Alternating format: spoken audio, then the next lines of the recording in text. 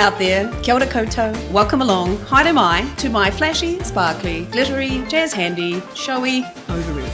A podcast where I, precipitously, perimenopausally, Penny Ashton, take a closer look at the change before it smashes into my bits by interviewing a series of delightful menopause professionals, all about their own journeys. Remember, though, that I am not a doctor or a teacher, though I can teach you how to improvise a musical that's not much use for raging night sweats and a crispy undercarriage. So please do seek medical advice if you think you need it. My guest today, though, is not just a teacher, but a principal, so I'm hoping to learn much from her and hopefully don't have to sit on the mat to do so. She is also a living proof that going viral can be a positive thing and that there's not a spiky protein inside. It's the YouTube parody sensation that is Shirley Serban, all the way from the mighty Grey District on the South Island's west coast. Hello, Shirley. Good morning. Kia ora. How are you? I'm good. It's very early. It's 7 o'clock in the morning. So this is when principals make time for things to happen. This is when I fit in my non-school stuff very often. Right. That makes sense. The rest, I know. I imagine it's quite a time-consuming job being a principal. It can be. Yep. Right. How is level 2 down there in Lake Brunner? You know, I really don't want to rub it in, especially if people in Auckland are listening, but it's not terrible. That's good. We don't want everybody to be miserable. Yeah. We just don't want them to blame us if our hard work does stop everything from leaking out. But yeah, look, hats off to everyone who's properly locked down. I know from when we've been locked down, it's not easy, and you've had it for a very long time. So well done. It's like a really long time. Mm-hmm. It's nearly 3 months now, but you know there is light at the end of the tunnel, so that is good. You just need to get people in your area to get jabbed because they're a bit slack, aren't they? Yeah, we've got a range of population here, and there's a group in our population who tend to be less. It's more religious types is yes, but you're being very circumspect because you are the principal in the area, so I will let that slide. I'm being diplomatic, yes. So how is it being a school principal in these bonkers times? Like, I imagine there's some pastoral care that goes on. And yeah, you know, when we locked down the first time, everyone was mad scrambling across the country. But we realized really, really quickly that our students have it so good here because most of them are farm kids. Yeah. And so, you know, while children in small houses in cities are looking out their windows into the windows of their neighbours and with a postage stamp backyard, our kids were swimming in creeks and eeling and climbing trees and chasing sheep and all that. So right. We've done really well. Our students had a great time in lockdown, I think, as far as playing outside went. This year, yeah, there is a lot of pastoral care. There's just a great unknown for all of us. Yeah. I see it affecting parents. I see it affecting staff. And as a result, it affects the kids as well. Yeah. And I'm sure it affects me too. I'm probably a bit more tired and grumpy than usual. Yeah. Or is it menopause? Yeah, well, I'll share the blame. How about that? I think that's good. I think a lot of women, actually, it's quite funny, sort of go, I don't know if it is that. But I'm like, if it's a possibility, let's embrace that as a good reason that you're going through things, you know, rather than... Absolutely. Look, I'm an absolutely blameless person. Yes. Anything bad that happens, I'm just going to blame menopause and COVID. That's great to have. I think that's very wise. Absolutely. And you sound like you're a very calm, nice principal. So if I find that I'm getting stressed, I might just send you because you have a beautiful view right out your window of the lake. So that is, yes, there are worse places indeed to be locked down. But I have another introduction specifically for you. So I'm going to do that. I know. Hang on to your seats. In the first week of lockdown in March 2020, Shirley Serban, principal of Lake Brunner School, sorry, she told me how to pronounce that, so that's why I'm saying it like that, realised she had to do something to not go out of her mind. So took a day to write a parody song about COVID to the tune of Do Re Mi. In 3 days, it had over 3 million views, which makes me very jealous. And she knew she was onto something. In the 18 months since, she has uploaded nearly 90 videos of hilarious parodies and racked up tens of millions of hits. 5 months ago, she uploaded a Bohemian Rhapsody parody all about, you guessed it, menopause. And that is now her second most viewed video at 5.5 million hits because Do Re Mi is now up to 11 million hits. The harmonies, video editing and recording mad skills really are quite something. And her 100,000 subscribers on YouTube agree. So again, please welcome Shirley. Hooray! Yay! Do you, I mean, like, that's quite a remarkable achievement in such a short space of time, like 3 million views in 3 days. Was that astonishing to you? Absolutely blew me away. You know, the only reason I stuck it on YouTube was because I wanted to just email it to a couple of friends and family but it was too big to email. Right. And so I had a YouTube account for school stuff. And so I stuck it on there, and then I was really happy how it turned out. So I shared it with a teachers group and a principals group on Facebook, and bang, there it went. Wow. Yeah, totally blew me away. Absolutely. I mean, that is astonishing in such a short space of time. I have do you know what, when was that? I don't know, 2003 or something, I wrote 'Twas the Night Before Christmas and all through the batch. Somebody's actually published one since, which was very irritating to me, but I did that. And that got, in the old days, going viral was emailing, right? And somebody told me, and I got interviewed in the Herald and on the telly because it just went all around the world numerous times. And then someone sent it to me and said, I thought you'd appreciate this. No, I love it. I know. I was like, yeah, because I wrote it. Thanks very much. Yeah, I appreciate it quite a bit, actually. Yeah. I've had people forwarding it on to my parents. I'm not very active on social media myself, but people forwarded it to my parents saying, "Oh, this is really cool. Have a look at this." And, yeah, it's our daughter. Yeah. So. I know, and and that often is the way, isn't it? When you don't design to go viral is when you actually go viral. Yeah. Yeah. Yeah, look, if I knew the recipe, I'd make a book out of it, but it was unexpected. Yeah, because does it surprise you which ones go and which ones don't? Yeah, sometimes. I'm not too surprised by the Rhapsody. I've done 2 versions of Rhapsody now that have got over 1 million views, because that's it's such a heart song for so many people and such a different song. I've had songs that I've thought this is just the best thing since sliced bread that have tanked. Right. Yeah. What's your version of tanked though? Like only 11,000 views. Yeah, I mean, gosh, I didn't get an interview on BBC for that one. I'm really disappointed. How many interviews have you had on the BBC? Just one, and it blew me away actually, because it was like the World Service News Hour. Oh wow! And I thought, this is so serious. A wee bit nervous for that one, but it felt very proper. And did it give you lots more hits? I didn't know how to track anything at that time, so I've got no idea. No idea. I've wisened up a little bit now that I'm playing the YouTube game, I guess you could say. Right. I know about analytics and things, but when I started, I was just absolutely clueless. Right. Wow. Before we go further, I have written you a small parody introduction as well. Oh, exciting. So here we go. Parody. On the westernmost New Zealand coast is Shirley, a principal who knows the rules of comedy, it's clear. YouTube fame into the stratosphere. And that's it. Ooh, yeah. Beautiful. Thank you very much.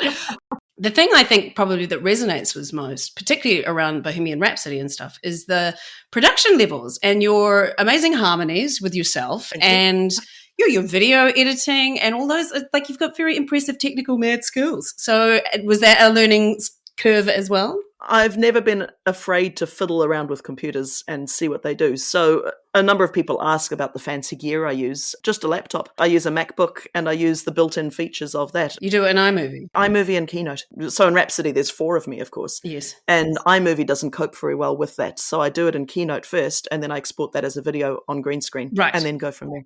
Yeah. There were a few choice words in the making of that. It took way too long to make, and I wasn't happy in the making. I was like, what am I doing? Yeah, because that's what I thought. Like, how long did that take? Oh, hours. Yeah. Hours, days. Yeah. Days. Yeah. That's my downtime. That's how I keep sane and can actually switch off from work and have a life outside of work. So I don't mind doing it, although I'm probably a bit grumpy to be around when I'm figuring out the technical stuff. Oh, man, yeah. I totally understand that. Sometimes with iMovie has glitches too. Oh, yeah. Yeah. And it's fun, and it's a great feeling of success when you get it right. But until then, it's not necessarily fun. Yes, yes. And have you always been a singer? Yeah, I'm not from a massively musical family, but I grew up in an odd way. I grew up in a Christian missionary community where there was singing all the time. Right, I see. So I've been surrounded by the sounds of music for my early years, and I reckon that really does play a part in people's development. Right, yeah. And you love the sound of music. Can you tell? Yes, I can tell. So have you done every song from The Sound of Music on your... No, I've written 1 or 2 that I never uploaded. Right. Because I thought they're possibly a little bit too controversial. So the How Do You Solve a Problem Like Maria? I did How Do You Solve the Problem of a MAGA? The whole Trump people. And so you're not going for the Randy Rainbow sort of thing. I've done a couple of songs about Trump. Yes. But my main audience tends to be older people in the States. Oh. And so I've got to be diplomatic there as well. Yes, you've got to know, don't bite the hand that feeds. Yeah, I mean, I'm not fed that much, but I want to keep friends, not enemies. Yeah. Because you're not very well known in New Zealand at all, are you? No, and I'm happy that way. Right. Yeah. So you can still walk down the street. Oh, absolutely. Yeah. No, I certainly, I didn't get into this for fame or fortune or anything like that. Yeah. I just love that the work I put out gives me joy, and it also gives other people joy, even if they're across the world. That doesn't matter. Yeah. Yeah. Oh, yeah. And absolutely. so that's what keeps me going. Yeah. Yeah. And I think people might be interested to know that a lot of the revenue actually goes to the people that wrote the songs in the first place. So you're not even in it to roll in cash. No. If someone thinks that this is the way to get rich, they're on the wrong path. Yes, absolutely. So, but you do have a buy me a coffee, so people can go and tip you there if they wanted to. If they wanted to, yeah. I don't even drink coffee, but that's okay. But they can still buy me a guitar string, I say, because I do go through a few, and I'll need to upgrade my laptop at some point. I think this laptop has done more work than most laptops. The bits I do get certainly go towards helping this continue. Yep. Right. Yeah. So now, what is your favorite song? Do you have a favorite song that you've done? That I've done? Usually the last one I'm working on is usually my current favorite because I'm so invested in it. But I really like, there was one by Enya that I did, Orinoco Flow. Yep. I like the song anyway, just as a nice floaty song to listen to. But instead of sail away, I did stay away, all about how international travel has just shut down. I thought it might be another period one with the Orinoco Flow. Yeah, that's a good idea. Oh no. Yeah. You've given me an idea. But yeah, the video, I usually watch the video of the original song heaps of times when I'm working on it to try and capture the essence of the artist and stuff as well, all this arty stuff. And it looks like in the original video that she's wearing a fitted sheet. And so of course I reenacted the video with the fitted sheet on, and it just worked. And so I like it just because how daft it is. But yeah. Right. And some beautiful harmonies in there, I imagine. I love good music as well. So I try, for me, a song is a success if it can make people laugh, but if musically it's really good anyway.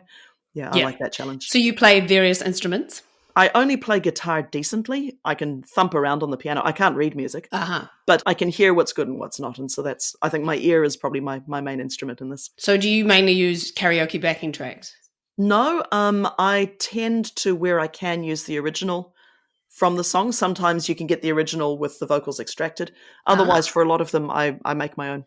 Yeah. Oh, you do? So when you say you can thump around on the piano, you actually mean you can play it quite well. Well, as long as it's in C. I leave those little black notes alone, yeah. Yeah, right. I just play the ukulele myself, I can only do it as long as the chords are easy. If there's any E's or B's, unless it's an E minor, I can do that. But any B's, I'm like, no, and I just transpose. I love those websites where you can transpose up and down into this one. I just do it until, yes, I can sing it, but also can I play it? I use them too, yep. Yeah, and you must use a rhyming dictionary a lot. Yeah, rhymezone.com is my favorite website.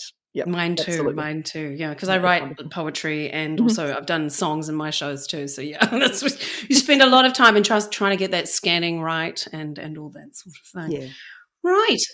Okay. Now, so your menopause one was obviously your second biggest. So obviously that resonated with a lot of women around the world. So did they get in touch with you about like their menopause as well, or does that sort of thing happen? Yeah, more through the comments on the video than anything else. I have had some private messages from people as well, but I was absolutely amazed actually at the candidness of so many of the comments. I mean, people were sharing all their stories. It's like, okay, TMI for some of them. But that's what I find is interesting. As soon as you scratch the surface of menopause, as it were, people are so happy to talk about all their bits. And I think they're looking for someone to actually talk to about it because no one does. Exactly. And I think that's possibly why this video did so well. And I really didn't expect it to, is that it was someone voicing inner frustrations for many people that they hadn't heard said out loud before.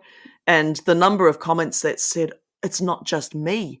Yeah. You mean other people have this too? And you could be singing my life and things like that. And I think, if that song is someone's life completely, those poor people, because I've kind of said the gambit, most people won't get all of that, but so many people related to it. Yeah. And they were so happy that they could laugh about it because otherwise they were so frustrated by it. So yeah, it gave them a voice, I guess. Yeah. Yeah. I mean, that's absolutely, that's why I'm doing this podcast, because I think a lot of people think they're alone, or a lot of people don't know that it is menopause, particularly around the anxiety side and things like that. Yes. There's a lot of things that you just don't hear anywhere. And even from a lot of people who've been through menopause. To be honest, I know diddly squat about menopause except for hot flushes. Yeah. And when I started going into the song, I was researching, because I do a lot of thought before I write the lyrics, and got these lists, and oh my goodness, it just doesn't end. Yeah. There's heaps. Yeah. Yay. And I mean, I didn't even know what the word perimenopause, I'd never heard about that. Neither did I. Are you in menopause yourself? That's a tricky question. Yes, no, maybe. Right. The only reason I say that is I used to get terrible, terrible periods, excruciating pain, and doctors were never much good. I've never wanted children in my life. And so I remember saying from my 20s, just take the bits out, get rid of them, and they refused to. Yeah. And they didn't want to prescribe anything that would mess with the periods or anything like that. And so I was very, very frustrated. Finally, in my mid-30s, coming up a while ago now, I just had enough. And so I ended up, I'm now on Cerazette, which is like a strong version of the pill, I guess, but I don't get any periods. So I haven't had a period for years, and I love it that way. But because of that, I don't know if they're starting to stop themselves or not. Because I'm kind of asking them. And I didn't think that menopause was affecting me at all. The only reason I wrote the song was I hum songs in my head and put stupid lyrics in as I'm humming. So instead of Mamma Mia, I went, oh, menopause, menopause. Ooh, there's a song in there. I'll do something. And then I read up about it. But then as I was reading all the symptoms, I was going, oh, actually, that's me. And that's me as well. And weight gain around my belly has been disgusting for the last few years, and I haven't changed my lifestyle. I'm sure it's not disgusting. In the eye of the beholder, let's put it that way. It's not nice not fitting your favorite pants anymore.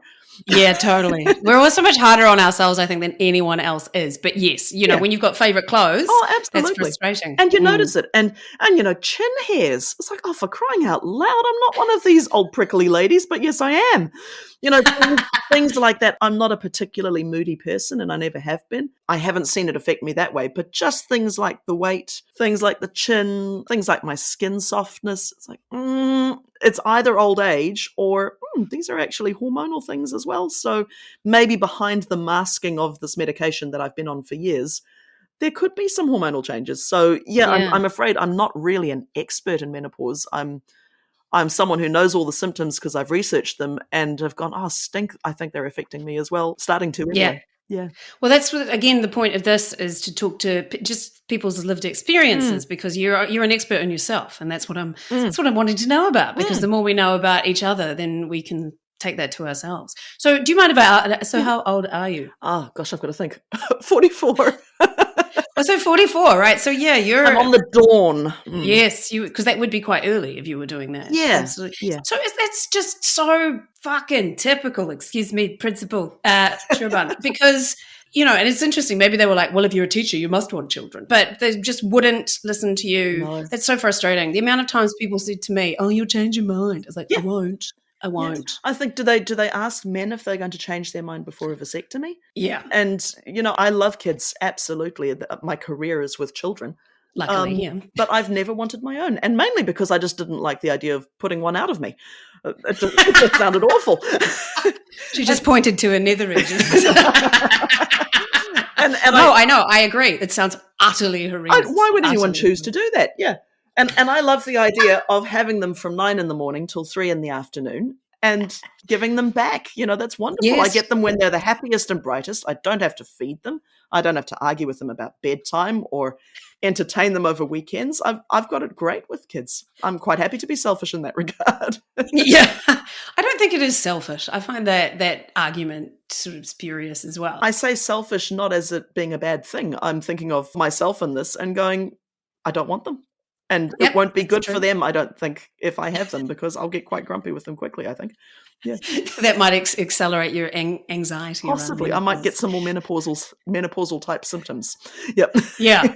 Yeah, it is, but it is crazy. Like my dad particularly, you're going to have no, Dad, I'm not going to have children. I think parents find it hard to understand, because hopefully a lot of parents wanted the children that they had. Obviously it's not always the case. Yeah. But so he finds it hard to understand that I just never... Yeah, my husband and I just high five quite a lot and go, yay, we've got no kids, we can do what we want, except in lockdown, we can't do it. Yeah, no, yeah. But you can have a quieter house, yeah. Oh, yes. Well, I'm the eldest of 3 children, and so, of course, I heard when are the grandkids coming. But then both my brothers overtook me, and so there's 8 grandkids between them. And so I'm off the radar. It's great. Yeah. Right. And now I think they realize I'm too old anyway. So.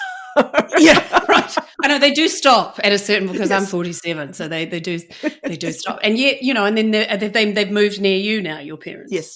Yes. No, we moved them out of Auckland just about a month ago. So they were a level 3 evacuee story. Yeah. Yeah, right. Yeah. Into the security and spread outedness of the West Coast. Yes. Yeah, which makes perfect sense. They were thoroughly tested before they left, so nothing to worry about for down here. Okay, so we'll go back to menopause. It's funny, I'm here to talk about menopause, but everybody's so fascinating in so many different ways that we stray around the place. But, so you didn't know anything about menopause at all beforehand? Not really. My mum used to get really bad hot flushes, and I remember that from when she was in her 50s and I was a teenager. And we'd always joke at her for pulling the fan out of her handbag wherever she was, and if she didn't have a fan, quickly folding a bulletin or a paper or a serviette to quickly fan herself. And, that was just seen as a quirky thing.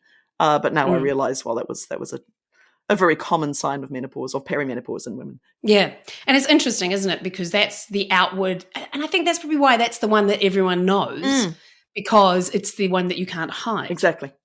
Yeah, so nobody knows about the anxiety or the dry vagina or things like that. It's not really dinner table conversation for some reason. No, but I think it should be.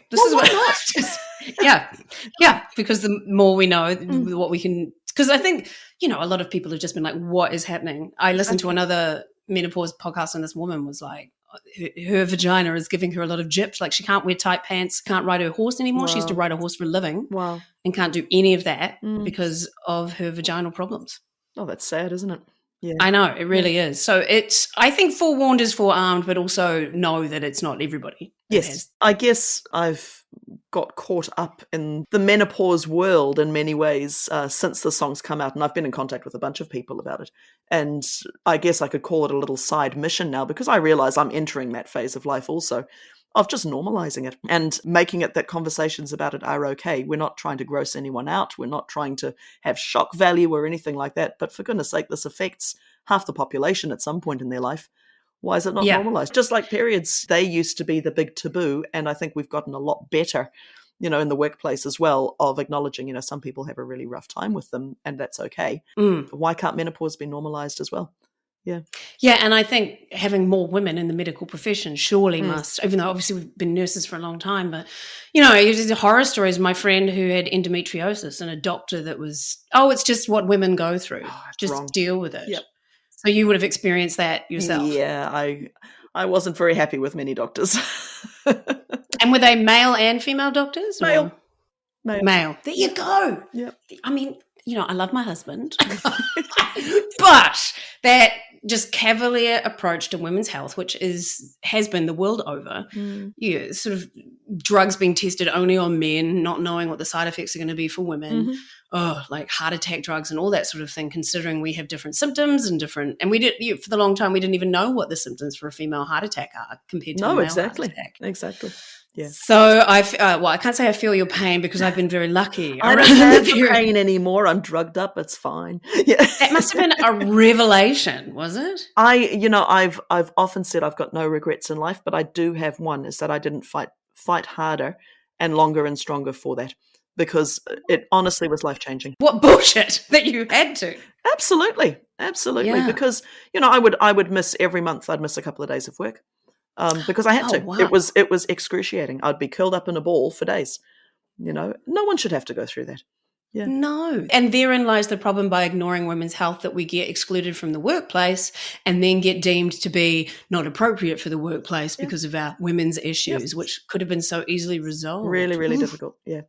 Right. So what's that pill again? Cerazette is what I have. It's not a cure-all for everyone. There are, with anything, and I'm not a medical person, but there's risks attached. It can thin blood, things like that. But for me, I've certainly chosen this as the better option versus what could happen with it versus having periods. It's like, no, I'm taking this definitely for the here and now. This is helping me. Yeah. Right. And is it birth control? Yes, I think that's where it comes from. But I think it's birth control for older women. So it's not really birth control. It's period control. So I have it as period control. Yeah. Right. Yeah. Fantastic. Oh my God. I can't even begin to imagine what that change must have been. Liberating. Yeah, absolutely. Liberating, really. So and no period, no periods at all. Yeah, I had that when I was on Depot for a while, and it is quite exciting. I did Depot also, and that wasn't great. Yeah. Yeah, I did put on weight gradually over some time with it. So, and when I went off it, I suddenly lost like 4 kilos. And Wow. Wow. Yeah, and that makes a big difference. Yeah. Especially when you're on stage, you can imagine yes. My nice little light pink dress from my Jane Austen show. Yeah. It's like, it would be I'll just put 2 tampons in just to make sure. Because that's one thing around perimenopause, which that's the thing. I think I am. I'm not really sure. Periods get way heavier. I actually bought a menstrual cup, and I bought the small size, which was exciting because I haven't bought anything in a size small for a long time. Very svelte vagina. But it was for women that haven't had children. But then I quickly realized that I needed to go back to my usual extra. Yeah, but that was fine. Right. Okay. Now, so in your area, are there women that you talk to about it at all, or is it sort of a bit more taboo around there still? I wouldn't say it's taboo. Mm-hmm. I mean, I talk to women about lots of things, but I wouldn't say menopause has really been on the menu of things to talk about until the song came out, of course, because they're like, oh, we've seen your latest song. In that regard, yeah, there's been some conversations. It's certainly not normal staff room or weekend banter. Hey, let's talk about it. Which is interesting, right? Because I would imagine a staff room is literally a hotbed of menopause for, there are older women. Well, most, the proportion of male to female teachers, there are far more women as teachers. Yeah. And so, yeah, certainly those kind of conversations do happen in the staff room. But so often it's just people racing in for a cup of coffee and racing out to go finish work or see the kids or things like that as well. So funny. Like, when you were younger, teachers weren't real people. It's terrible to say. But that, and you were, they won't have opinions about me, but they so have opinions about all the children. And the staff room was this mythical, like, it was like a force field. Yes. Yeah, it was a force field. You couldn't go inside, and I still think of them. Well, it's interesting now that I've got a YouTube presence. This all happened during lockdown, and there were a couple of students at school at the time who were just enamored by all things YouTube, and I knew that.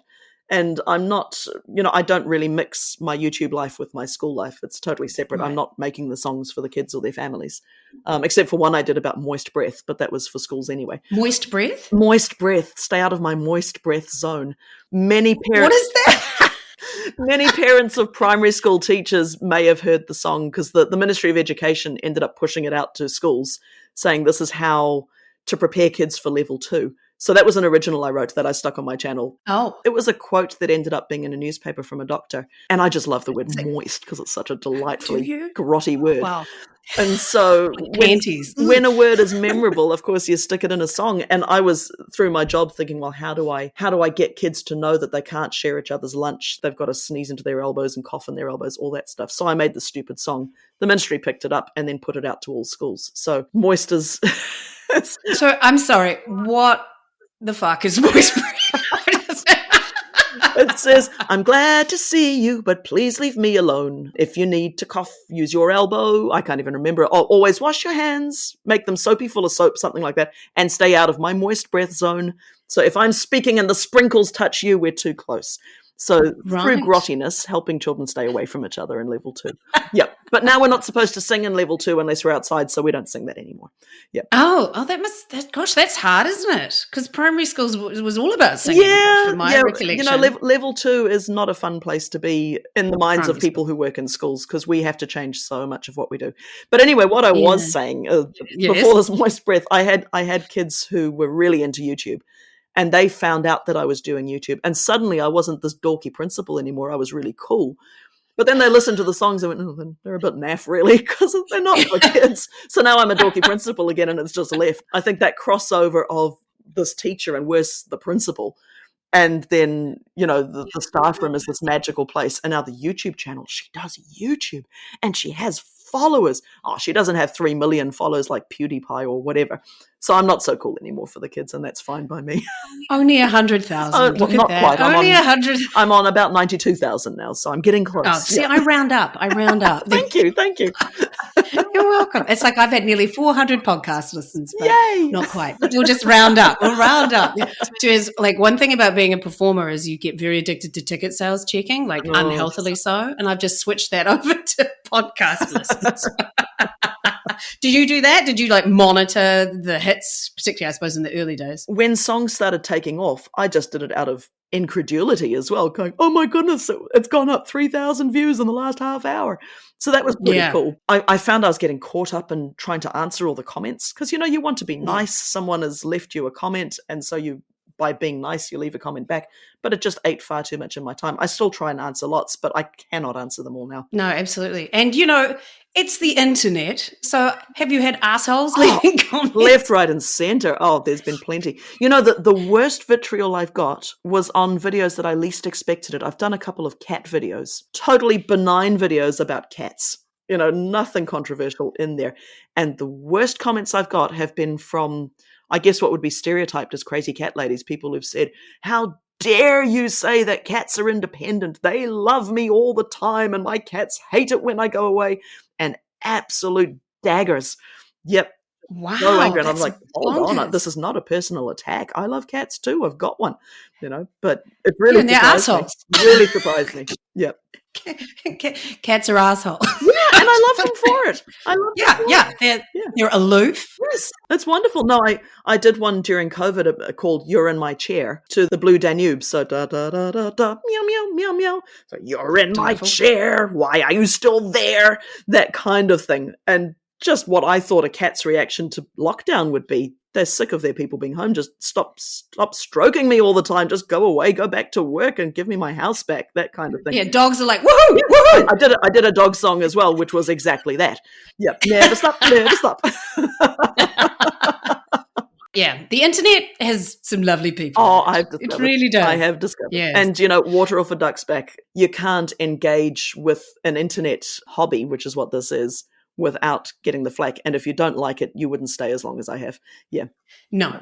But the good obviously far outweighs the bad. Oh, 100%. I mean, I had even yesterday people just thanking me profusely saying that they're struggling with depression and the songs make it easier. And that's massive for me. That's massive. Oh, that is. Yeah. Yeah, the best, where was I? It was Onifero, I think, down south of Auckland, which you probably know is an Auckland original. I don't say that too loud down here. See, I know. People in the rest of the country can be dicks about it, because I'm from Christchurch, but I really love living in Auckland. Yes. But you don't have to live in Auckland if you don't like it. So just accept that other people do. Right. That's right. Anyway, but I was there and someone said to me, shows like yours add spice to life. And I thought, well, that's the best review I've ever had. That's very cool. There. That's very cool. Yeah, it's a nice, and it's exactly the same for you, I'm sure. And for the menopause one, were there any negative comments, or was it just like, oh my God, this is me? Oh, there were definite trolls. There's a line in it that says, I once was hot in quite a different way. And so someone just the other day, I thought it was quite clever, said, there's no way she used to be hot. And I thought, oh, good for you. Delete. I mean, at least they listened to the whole thing, right? It's engagement. Yes, I've had things like that. Definitely. It really doesn't bother me. Yeah. But, it's been really cool that there's been so many comments from men who have said, thank you so much for this. I need to be more compassionate towards my partner. Oh. And that's been lovely because, that wasn't an expected outcome at all. An expected outcome wasn't even to help perimenopausal or menopausal women. I just wanted to write a funny song. That was it. I don't have these highfalutin goals. And then it turns into something that I didn't expect, which is great. But a lot of men, oh my goodness, is that why? Oh my goodness, I just need to be a bit nicer to my wife or my partner or my mother and my sister. Things like that. And I'm going, that's delightful. That's great. Yeah. Yeah, my husband is English and he was Skyping his parents a couple of days ago and he came upstairs and he was like, my mum had quite an easy menopause. You're normalizing the conversation. Well done. I was like, that is an unexpected. Because he listens to all of them. It's very supportive. Gorgeous.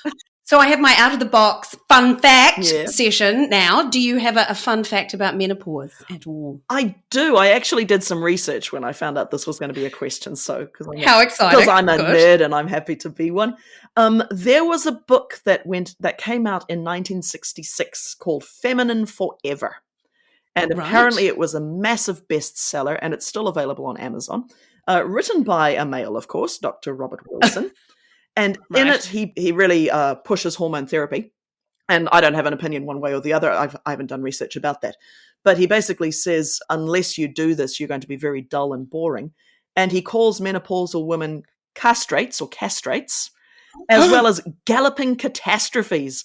And I love that term. I think galloping catastrophes. If I form another band one day, I'm going to call us the Galloping Catastrophes. Isn't that awesome? Fabulous? And I mean, I just think what an absolutely awful book to be that blunt about women, written by a man. Yeah, of course. But the term galloping catastrophes, that's now an earworm for me. I love that. Yeah. That is a fun fact, right? And is it about how to maintain being feminine by menstruating or something forever? Well, I think the fact is the more estrogen you put in your body, I don't know if that means continuing to menstruate or not, but your husband deserves a more gorgeous woman who's not dull and boring. So please just drug yourself up a wee bit so that you're not dull, and otherwise you're going to be a bit of a castrate because you're infertile now, and a galloping catastrophe, and we just can't have that. Yeah. They thought one of the signs of menopause was kleptomania. So when women start shoplifting, well, they must be menopausal. Winona Ryder went through it very early, right? Well, I've heard of some pretty menopausal men in that case as well, yeah. Yeah. But just the medical attitude towards menopause, they said that it was only really in the 1980s that they were asking women about menopause instead of getting male opinions to dictate the science about it.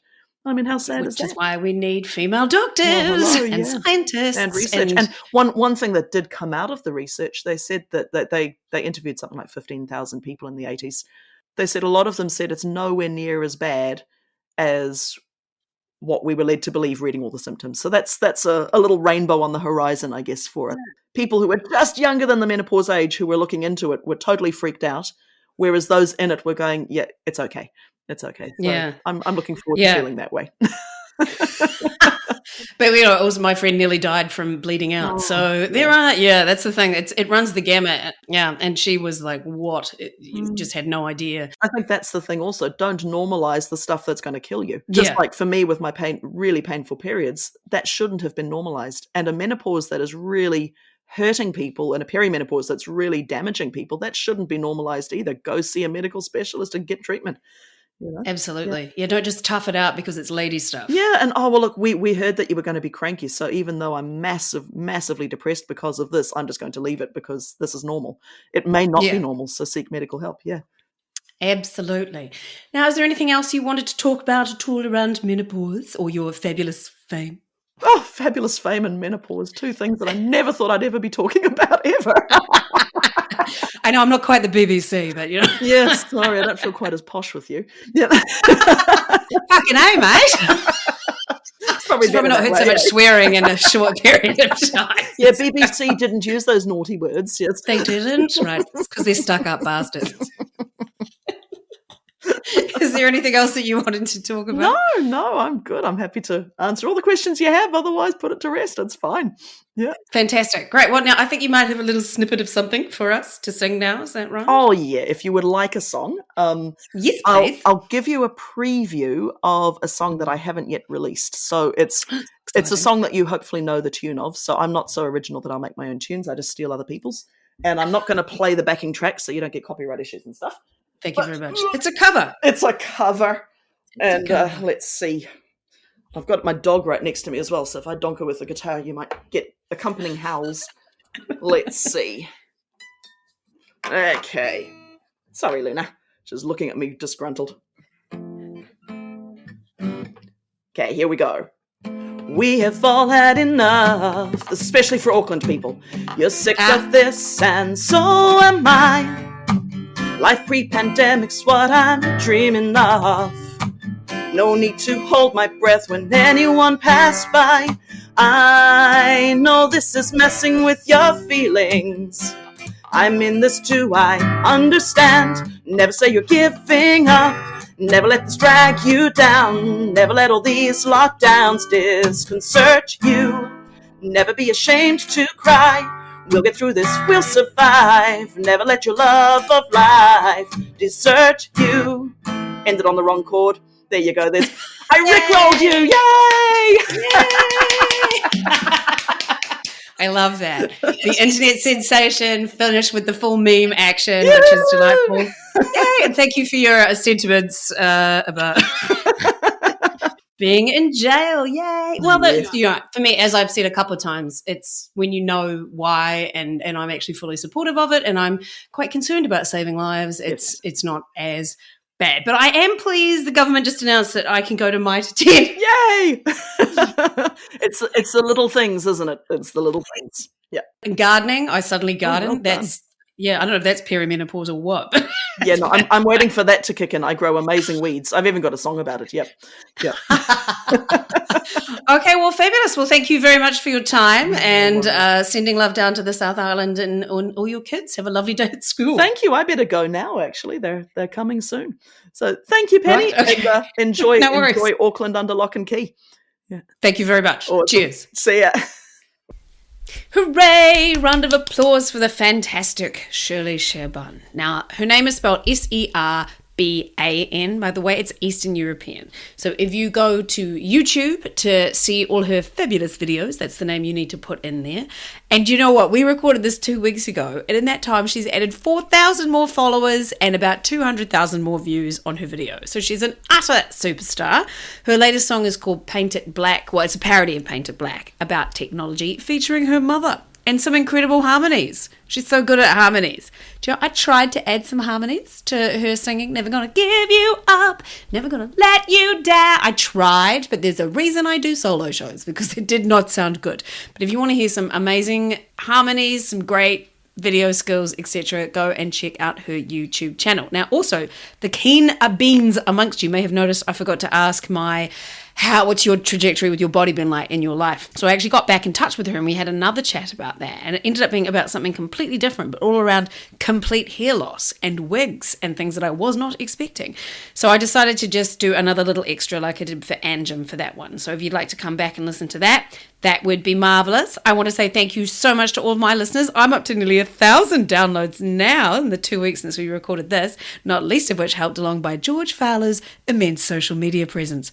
But also all of the people that have got in touch and sent me nice messages, Facebook messages, emails, texts. It's been really gratifying to know that everyone is as interested as I am as finding out what might happen to them and their loved ones and their bodies through menopause. And honestly, the range of responses in women's bodies so far has really been amazing to me. And I'm going to keep trying to find out more and interesting people. I've just interviewed Dr. Ella Henry. That was a great interview. Also Anna Sophia, who had a really tough time with menopause. I've got Justine Smith. I've got Ali Moore next week. So much excitement. If you've had a good time, please do share this podcast. That would be the best if you could share it far and wide. I also have my Patreon if you felt that you wanted to help contribute to it, because I really think that live entertainment is gone for some time. Anyway, thanks so much, everybody, for listening. Keep your showy ovaries happy. Feed them some wine. I'm going to do that now because I've been doing DIY all day and I'm kind of delirious now. But have a fantastic week and I'll see you next time on my showy ovaries. Bye!